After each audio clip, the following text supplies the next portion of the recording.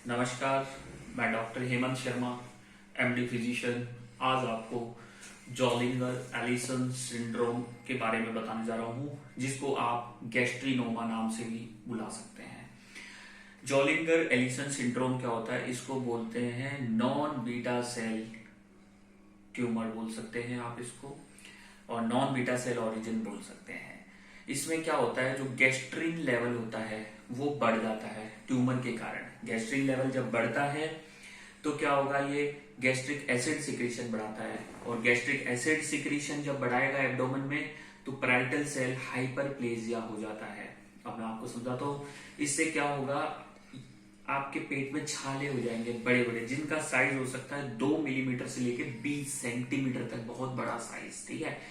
अब इसमें क्या होता है, ये जो गैस्ट्रिनोमाज या जॉलिंगर एलिसन सिंड्रोम है, इसका मैलिग्नेंट होता है 60% लोगों में। अगर 100 लोग हैं तो 60 लोगों में ये कैंसर करेगा, और 40 लोगों में बिनाइन रहता है, मतलब नॉन कैंसरस ट्यूमर होता है ये। ठीक है। अब इसका जो मोस्ट कॉमन साइट होता है जहां पे ये पाया जाता है वो होता है ड्यूडेनम, छोटी आंत का पहला पार्ट ड्यूडेनम, वहां पे देखा जाता है। 50% केस में, 25% केसों में ये पेनक्रियाज में देखा जाता है। ठीक है। और जो बाकी 25% है वो मैन 1 सिंड्रोम होता है, मल्टीपल एंडोक्राइन नियोप्लेजिया टाइप 1, जिसमें पिट्यूटरी एडिनोमा, पैराथायरॉइड एडिनोमा और पेनक्रियाटिक इन्वॉल्वमेंट रहता है। तो इसका अब हम बात करते हैं सिम्टम्स क्या आते हैं पेशेंट को। पेट दर्द होगा, उल्टी होगी, दस्त भी होता है। ठीक है, क्योंकि एसिड का सिक्रीशन बढ़ रहा है तो ये आपको कंप्लेंट करेगा।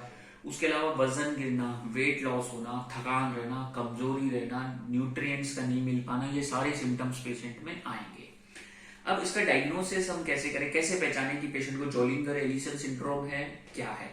तो एंडोस्कोपी डाल के देखते हैं। एंडोस्कोपी में पेप्टिक अल्सर दिखेंगे, खूब सारे छाले। अगर उसका साइज 1 सेंटीमीटर, 2 सेंटीमीटर, 15 सेंटीमीटर तक बड़े बड़े हैं ड्यूडेनम में, इनमें, तो इसका मतलब वो जॉलिंगर एलिसन सिंड्रोम हो सकता है। कंफर्मेटरी डायग्नोसिस नहीं है ये, है ना, श्योरिटी नहीं है। तो अब उसको कैसे पहचानेंगे हम? फिर होता है endoscopy, ultrasonography. Ultrasonography guided endoscopy होती है, जैसे हार्ट का एंडोस्कोपी होता है, पेट का एंडोस्कोपी होता है, वो अल्ट्रासोनोग्राफी होता है। हार्ट का इको, पेट का अल्ट्रासोनोग्राफी, वैसे ही एंडोस्कोपी अल्ट्रासोनोग्राफी में हम देखेंगे। कई बार उससे पता नहीं चलता है, तो इसमें हम क्या करेंगे, जाके सीटी करा सकते हैं, एमआरआई करा सकते हैं, ट्यूमर का लोकेशन फाइंड आउट करने के लिए। हो सकता है सीटी एमआरआई में हमें पता नहीं चल पाए, तो कई बार इसमें सिक्रिटिन इंजेक्शन टेस्ट लगा के देखेंगे। तो 15-20 मिनट के बाद सिक्रिटिन इंजेक्शन लगने के बाद जो आपका गैस्ट्रिन लेवल होता है और गैस्ट्रिक एसिड लेवल होता है वो डिक्रीज हो जाता है नॉर्मली सिक्रिटिन इंजेक्शन के बाद। पर इस जॉलिंगर एलिसन सिंड्रोम में ये लेवल बढ़ा हुआ ही रहेगा, ये कम नहीं होता है। और अगर कोई patient proton pump inhibitor, PPI, omeprazole वगैरह ले रहा है तो उसको क्या है, 6 से 7 दिन बंद करना पड़ेगा, अदरवाइज वो सप्रेस हो जाएंगे टेस्ट। ठीक है ना, तो वो सिक्रेटिन इंजेक्शन वाला टेस्ट फेल हो सकता है। उसके अलावा ऑक्ट्रियोटाइड स्कैनिंग टेस्ट रहता है, उससे भी हम कंफर्मेटरी टेस्ट पता कर सकते हैं। इसके अंदर मैंने आपको बता दिया क्या क्या इन्वॉल्वमेंट होता है, सिम्टम्स क्या आते हैं, और इसमें पेशेंट को अब बात करते हैं कि इसका इलाज क्या है। डायग्नोसिस की बात हो गई, सिम्टम्स समझ में आ गए, क्या हो रहा है बॉडी में वो समझ में आया। तो अगर ये लोकलाइज्ड पर्टिकुलर रीजन में है और बिनाइन है, मतलब नॉन मैलिग्नेंट, नॉन कैंसरस है, तो उस केस में high dose proton pump inhibitor चलता है। इन केस अगर ये कैंसर आपका मैलिग्नेंट है और एक पर्टिकुलर स्पेस में है तो सर्जरी इंडिकेटेड है, उस ट्यूमर को निकाल दिया जाएगा।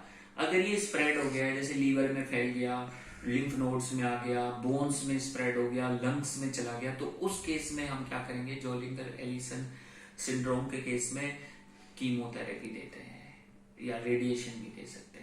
ठीक है। तो ये सारे डिपेंड करेंगे स्टेजिंग पे, आपकी तकलीफ पे।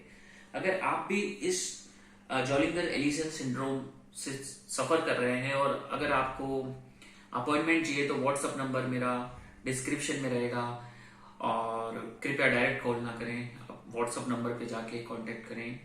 और अगर आपको वीडियो अच्छा लगता है तो लाइक करें, चैनल पे नए हैं तो सब्सक्राइब कर लें।